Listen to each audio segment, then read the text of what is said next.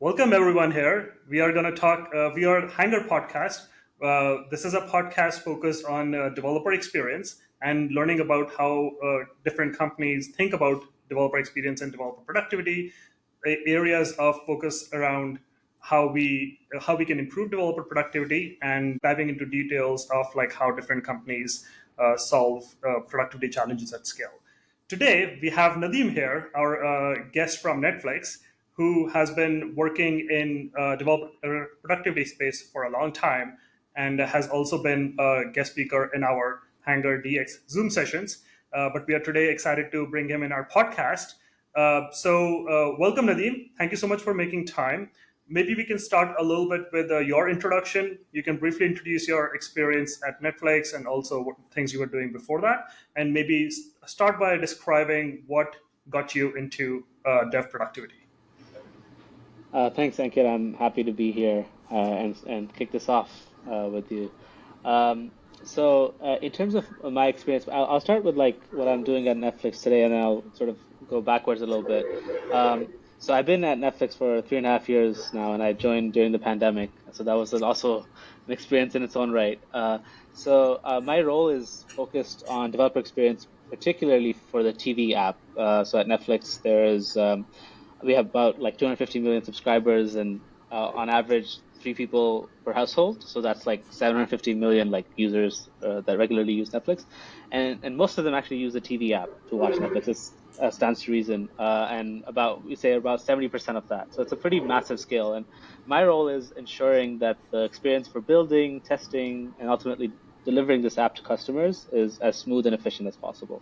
That's kind of like how I like to describe my role. And I've been in like developer experience and internal tools and services for essentially my entire career. I had like a brief detour in the middle. And prior to Netflix, I was at a company called Box. This is a cloud collaboration company. And I was there for 6 years, and I sort of wore all sorts of hats. But one common thread was like focusing on developer productivity and tools for other developers. And so I think what got me into this area is like sort of like my obsession with efficiency and automation. And I think that's sort of the through line of my career. Like I always care a lot about that aspect. And I've started like when I first started, I was like literally provisioning bare metal servers and trying to automate those. And I sort of like went along the lines of the entire like cloud revolution to ultimately ending up in Netflix, where we have like a bunch of microservices. So that journey is pretty exciting. But again, like, I think efficiency and developer productivity has been the through line for me. That's amazing. Maybe we can start with you describing a bit about how Netflix thinks about developer productivity as a whole, as an organization, how they define the team structures, how they define the boundaries or like the areas of responsibility when it comes to developer productivity. Yeah, so I think the official like tagline about developer productivity at Netflix is like maximize developer impact at Netflix. If I get into it a little bit, like Netflix has a platform engineering organization, Okay. which is sort of the central developer productivity organization, and they actually have an organization called Productivity Engineering, which focuses on this area directly. But on top of that, that's like sort of centralized model. But on top of that, they also have what we call local centralized teams, where like so there's like a whole stream of backend services that a lot of developers across Netflix build and work on. But there's like these different clients that Netflix builds, right, for customers. And for those specialized needs, there's embedded productivity teams at Netflix, and I'm part of for one of those. And so, if I were to like summarize like how we're doing at productivity at Netflix, I would say is like we've really figured out like how to cater to the back end engineering teams, like which is like building microservices and deploying those microservices in a very efficient manner. I think like we're world class in that. I think a lot of companies can learn from how well we've done with that. But where we're lacking is like providing support for clients, and these are like the mobile, like TV clients and others. And the recent focus, and this is like my org directly, so I can speak a lot to that, is trying to come up with a cohesive strategy where we can have like a client productivity engineering team, which sort of like sort of solves problems across the entire domain in a way that's common to these use cases. Amazing. So, just to summarize, there is a central team that is responsible for collective tooling and infrastructure for all of Netflix engineers. And then the specific client teams, the one which you're also part of, they're focused on solving challenges which may be catered or like specific to those clients. Are these kind of like maybe language specific or specific to like how they build and deploy? Yes, both of those things. So it's language specific. So essentially, Java is the main language of choice for backend services. Netflix, this is pretty a well-known fact in the industry. But a lot of the client teams work heavily with JavaScript, and so there's less specialized expertise at Netflix on JavaScript services. So a client team would jump in and try to fill that gap, for example. Also, in terms of use cases, like for deployments. It's very different when you're deploying a client versus when you're deploying a backend services. In fact, like if you think about it, like if you're trying to release an iOS app, like that process has completely nothing to do with the backend service that you have entire control over, right? Like Right. for a client app, you have to go to Xcode and you have to get approvals, and it's a whole different release cycle, right? Right. So you can see like there's like different use cases that need to be catered to because both of these things are important, especially for Netflix. The clients are crucial to our business. Right. So that's why these teams exist to Right. help developers with those problems. That's interesting. I would imagine a lot of, I mean, one, this is a bit more unique to streaming apps like Netflix, where there is a TV app. But I would imagine the deployment cycles of this have some similarity to mobile apps, as you were saying. Because once you deploy, you cannot easily fix certain things very easily, right? So you have to go through another release process, which is somewhat similar to how in mobile, uh, like the challenges of failure in production are really high or the risk is very high. So it means like it requires a lot more validation and verification. Yeah, so there's a lot more focus on providing developer signals as opposed to much earlier in the process, essentially, right? Like, and it's harder to roll back. You know, Right. that's a big issue with backend services. And Netflix has done a really good job with deploying backend services that you've heard about Spinnaker, I'm sure, and Spinnaker allows you to do these red black deployments where you can like test in production in a safe manner. I know it sounds Yeah. crazy to say, but it really is to that extent. You're spinning up new services, you're testing them and taking down the old ones. Like they've popularized that model, and it's much easier. But for a client app, it's much different. And the challenge is like like, these are all different clients, and there's some level of commonality and abstraction that you can build. But some of these use cases will stay unique, right? Like you mentioned an iOS app, like that is a client app, but also a TV app. Those are like very different in terms of what they ultimately look like. Now we've done a lot of work to minimize that difference, not in terms of like iOS app versus TV app, but in terms of different TVs, right? Because Samsung might have a different model and LG has a different model. But what we've done is we have one main app that goes to all of these different devices, but the SDKs are different. So now there's a Interesting. challenge of like how you release these SDKs and so on. Interesting. For the audience, maybe can you give a high level of what is typical frequency of deployment for your client apps? So this depends on the different teams. So I can speak to our team. Our team deploys 2 to 3 times a week. Okay. So this is a TV UI app that people use to watch their TVs. So I think mobile releases are weekly, and this is sort of the cadence that we go. But our goal for TV in particular is to have every change be release ready, even if we don't end up deploying it for whatever reason because it might be too much disruption to customers, right? But every change should be release ready, and that's our aim, right? And then we can decide like, should we want to deploy nightly? Do we want to deploy twice a day, or do we want to deploy twice a week? That should be our decision that we can make. But the technology should be there and support the ability to deploy any change that we want. That's awesome. So let's shift gears a little bit. I'd love to talk a little bit about KPIs. So you can talk in terms of your team's Netflix client apps productivity KPIs versus platform global productivity for Netflix. How does Netflix thinks about KPIs for productivity team? Yeah, so that's a good question, and I'll speak to a little bit about both. So one thing that that Netflix has done recently, we've had a bit of a shift in how we define developer productivity. This is actually very relevant, I guess, to this conversation. Is we've taken now a much more like product focus. In fact, we have a few product managers and a program manager to manage some of these complex projects, given the scale of of how big Netflix is and how many engineers that we have at the company, right? So in terms of the central team, they're getting much more serious about defining KPIs. And they have like scores that they go around to developers asking about satisfaction and so on, and try to measure that over time. And that's sort of one of their aspirations about improving. And in terms of like more specific, they operate based on like the frequency of changes, and these are like how many times changes are being made, how many times changes are being rolled back, and try to get metrics out of that. For our client teams, this is sort of interesting. We don't, like if I'm being honest, we don't have like specific high level one metrics that we use to measure success. So essentially, what we do is like we speak to customers regularly, right? And so there's basically, I would like to like say like there's three different areas that we focus on. It's basically like customer feedback, right? How we're doing as an organization in delivering what we need to deliver.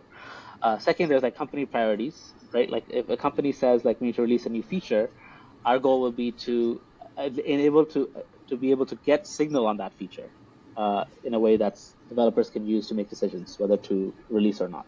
That's like one of the ways that we measure success. Then obviously internal team metrics, and that's where we come in, right? So internal team metrics, what we do is like let's say we have to have a rollback, right? There will be a postmortem on that, like okay, why do we need to roll back, and then we try to limit the number of times that we need to roll back, and how long it took to root cause those issues, and we're trying to minimize those times. That's our focus is. A lot of our focus is on that. Other thing is the amount of time build times. Like for example, how long it took to build the app during code review process or during merge processes. Right. These are some of the things that we measure and try to improve over time. So it's both like providing enough signal to developers to make a decision whether they should merge or whether to release or not, like both of those things, and also the efficiency. How quickly are we doing these things? Very interesting. So, some of these sound very similar to Dora metrics.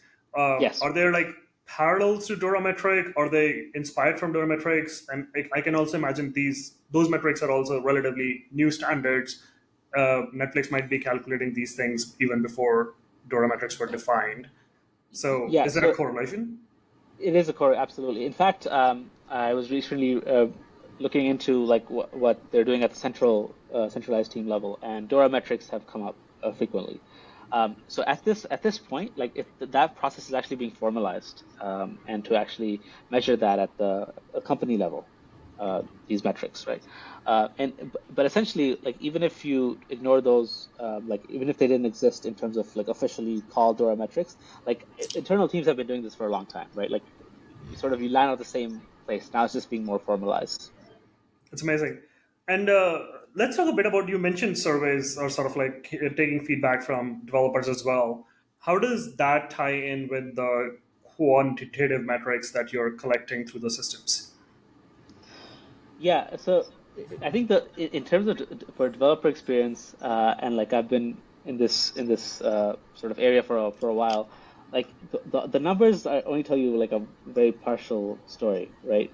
So you really have to marry that with customer feedback. In fact, like that might be more, the customer feedback is like as like weird as it sounds to say, it might be more important than the raw metrics, right? Because a time to merge like metric, you can have a time to merge metric, like that could be only telling you a very partial story if you don't have the full context. So I think Netflix gives a lot of weight to the customer feedback. Uh, and this is like different for Netflix in general because we are very much a data-driven company, like all the way up to the company level. Like everything is measured, and we have a very strong data science department. And we're trying to bring some of that in a way that makes sense for developer experience. But historically, up to this point, a lot of decisions have been made qualitatively, and I think as sort of like a field, like measure this information in a way that's more helpful to make decisions. because I think historically we've all been trying to take cracks at it in different ways, Right. to different degrees of success, right? That's right. That's amazing. So let's switch gears a little bit. I would love to talk about the hottest topic in the valley, AI, and more specifically, what does AI implication means for developer experience? And maybe we can start with, uh, do you folks internally use any of the AI tools? What's your take on things like Copilot? Yeah, so we are, yes, definitely, as a company we've gone in on AI. Like we have, like, obviously we use ChatGPT, an internal version of that, and that's been actually really well done at Netflix. Like they've gotten the license and they've done it in a way that's safe and helpful for developers and other employees of the company. But in terms of Copilot, yeah, we've also have that at Netflix, and I've seen a lot of developers taking advantage of Copilot. My personal take on Copilot is that I think at this point, like, there's been a lot of fear, I think, by developers about taking our jobs, and like, like there will be no developers left, and it'll all be, AIs coding up Netflix in the future, and so on. But I think at this point, like, I feel like it's an enhancer, and I've used it personally, and I think, it sort of, sometimes it's eerie, like it sort of predicts like what you're thinking, like in terms of even like names that you're going to use. And other times it makes like really obvious errors. So it's like, oh, okay, like I'm still very much relevant in this picture. And I feel like it could uh, predicts the boilerplate really well, which is really essential for developer productivity.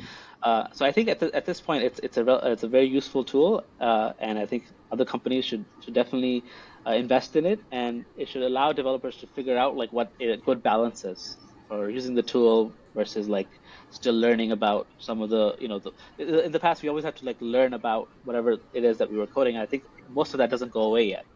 That's Maybe in right. the future that will change. We still need to know exactly what our code says and does. This just helps us get there faster, which I think Right. is perfect use case for it. Yeah. So in one way, you would say is like this is a coding assistant, not a coder itself. Yes, it's very much an assistant right now, based on its current use. So, and some of the stuff it can do really well. Other times you still need very much a pilot to still navigate that. So some companies also try to figure out like what's an impact of tools like this on developer productivity. Have you or like Netflix thought about that? Have you tried to measure that? What's your take on it? Yeah. So at this point, I think we are in a sort of exploratory phase with the tools. Like, and again, like, we're using developer feedback as a way to see how effective it is, rather than raw metrics. And I think, but I do think that it's going to be very important in the future for companies to see like how much money is this like costing us, and then how much is it actually like getting us, right? Like how much value are we getting out of this? And I think that can be measured in developer time, right? Like if a task used to take you like, like half a day, and now it takes you a quarter of a day. I mean, that's substantial gain, right? But I'm not sure it's there yet to Right. make those sort of advancements. Have you seen or has Netflix done any other implementations using AI in developer experience? Kind of like have you used LLMs for testing infrastructures or like testing itself, or any kind of like other automation? So right now we're just in the conversation phase, like, and some of the stuff like you mentioned, one of the things that we really want to, like, especially as a team on the TV side, where we do a lot of expensive testing with devices, right? A lot of our testing is very expensive. We want to have smarter test selection, and I think that LLMs can really help with that, right? Like, because we have a bunch of data, right? And sometimes you have a lot of data, but you don't know like how to parse that data in a way that it can make a decision for you in a reasonable manner, right? And I think that's where LLMs can be super powerful, right? It's both to like determine which tests to run, and also like determine like what those tests are saying, right? And the data exists, but like humans don't know how to parse it, and I feel like that can AI can solve that problem directly. So I'm excited about that. One interesting thing that somebody brought me earlier is one of the challenges with AI is accuracy. So even kind of like if you do test selection, it's hard to confine that all the changes you're making, we're running all the tests on it. How do you think about like test selection working with AI to possibly reduce that, or maybe it's sort of like something we only run as preemptive way of identifying failures? Yeah, that's a great question. I think it's more about, so I don't think that AI, if an AI, at this point, like the accuracy question is really important. I don't think it can, like, I wouldn't be deploying to production just based on the test that AI told me to run, right? Like I personally feel that's like way too risky. But there's like a lot of steps that you can have, right? Like like let's say for example, a developer pushes up a change for code review, right? That's one of the steps that they take, right? And they expect some feedback based on the initial push, right? And so during that phase, you can you don't have to run the entire suite of tests. You can run a subset of tests that you feel the AI feels is strong enough signal to provide developers immediately, right? Then when the developer goes to merge, that is another decision point. You can run, maybe you can run the full suite at that time, or you can delay running the full suite when you're ready to deploy, right? So there's these points where developers make decisions, right? That you don't necessarily need to be 100% confident in your decision, right? You can be like, some 90% confident, right? But during that time, you're saving a lot of time and resources, right? And still getting almost there in terms of your signal, right? That's the way I think about the AI selection. I do think that if I'm deploying to production, I would want to run the full suite and not the selected test from AI.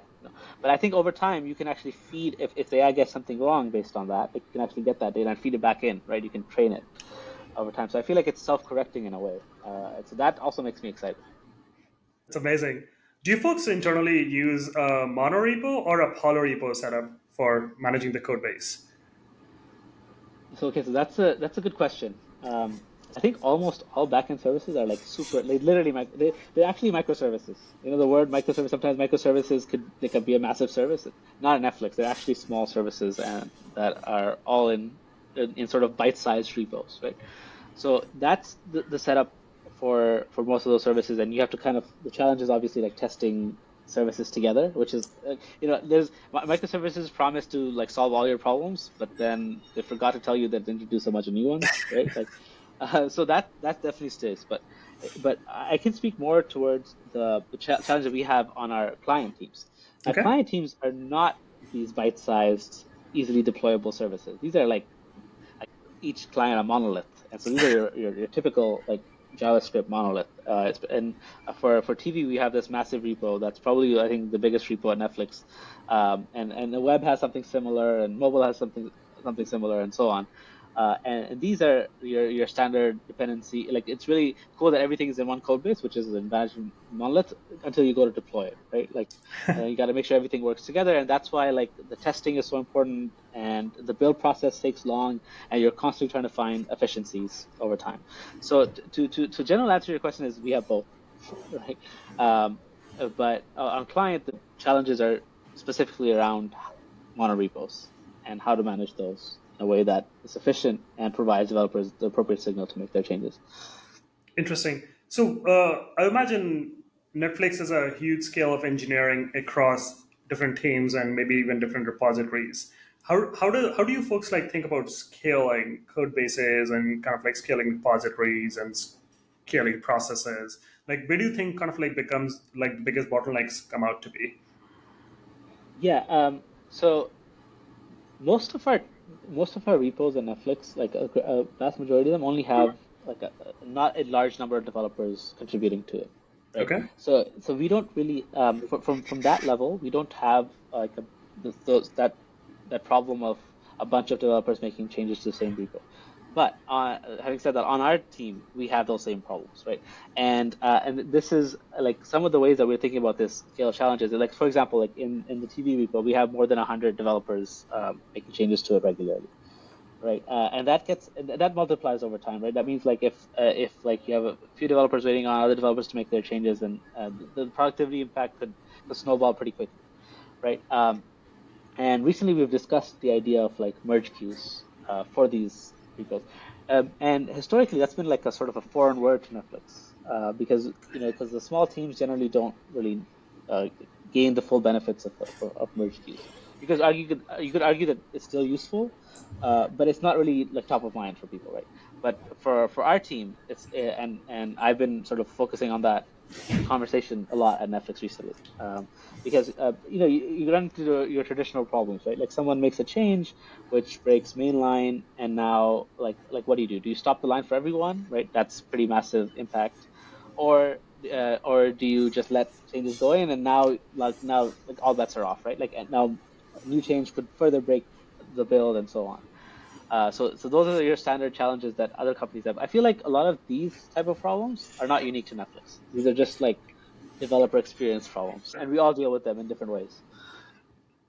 Coming to kind of like some of the last areas to talk about, um, what are some of the things that you are most excited about in sort of like, either areas that you're exploring right now or sort of like something on the horizon that you think is going to be some of the bigger impacts in developer productivity? Yeah, so for first I'll say something for Netflix specifically. So for years we've used so for our source control system we've used Bitbucket, which is an Atlassian product. And in terms of like developer happiness, it's lower on the list, if we're being honest, right? And we recently made the decision to migrate to GitHub Enterprise. So this is a massive change for Netflix. Like this means that our entire like paved path code base is going to move from Bitbucket to GitHub Enterprise, which I'm personally very excited about, right? Like GitHub Enterprise, of course, a lot more. It's just like from the fact that developers like it more is very important, right? That we're in the business of pleasing developers and making them more productive, right? And also personally, like I've worked with GitHub in the past, and I feel like it's going to elevate productivity at Netflix. So that I'm excited about, and excited to leverage GitHub in all sorts of ways. In terms of more general in the industry, I think what I'm most excited about is like the efficiency tools. Again, like that word, like for example, like I work a lot with like JavaScript and so on. Like I'm excited to see some of the changes that are coming out in like for example, a Turbo Repo and Turbo Pack. So like for building the TVUI app, we use Webpack today, and TurboPack promises like to make those things much faster. Uh, and so I'm really excited about exploring that. And also for Turbo Repo, which we have a JavaScript monorepo for our TV app, and Turbo Repo is a way to manage that in a more efficient manner. So I'm excited about potentially using that.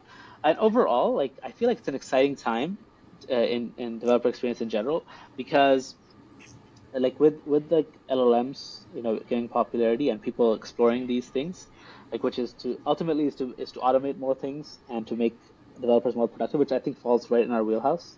So overall, I'm excited about like what will come from this. I feel like there'll be some really exciting projects, innovations that have come through with that, and I'm super excited to get my hands dirty. That's awesome. Yeah, I mean, we're definitely living in a very interesting time. Last question. So, are you folks actively hiring for developer productivity engineers, and what do you look for in the candidate who will turn out to be a good productivity engineer?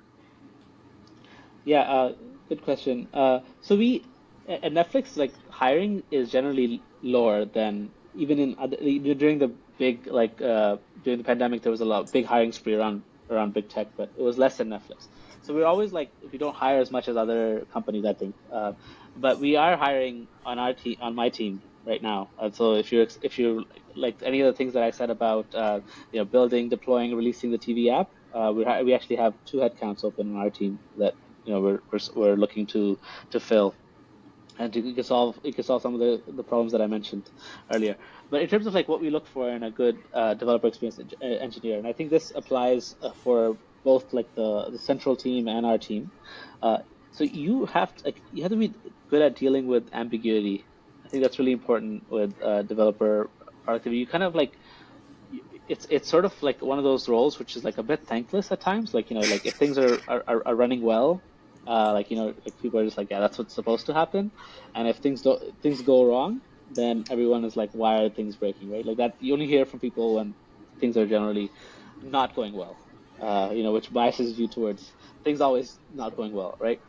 So you have to be like open to that sort of experience, and deal with this ambiguous nature. Like one day you might be in the weeds of some Jenkins logs, and another day you might be building entirely new revolutionary product to enhance developer productivity, right? Like these, you have to be able to wear these different hats. So I think that dealing with ambiguity and that fluidity with like what you're working on is very important. And I think one thing that I think is really important for a developer experience engineers is you have to be willing to get into the weeds of things, and that's really important. And I think that we look for that when we hire at Netflix. Amazing. So, folks, if you're looking for a role and you're excited about ambiguity and diving into rolling up your sleeves, diving into these complex problems, please reach out to Nadeem. Nadeem will share some of your social profiles in the transcripts. So, thank you so much for your time. This was an amazing conversation. Really enjoyed this. And we look forward to seeing you again sometime, Nadeem. Thank you. Yeah, thank you so much for having me.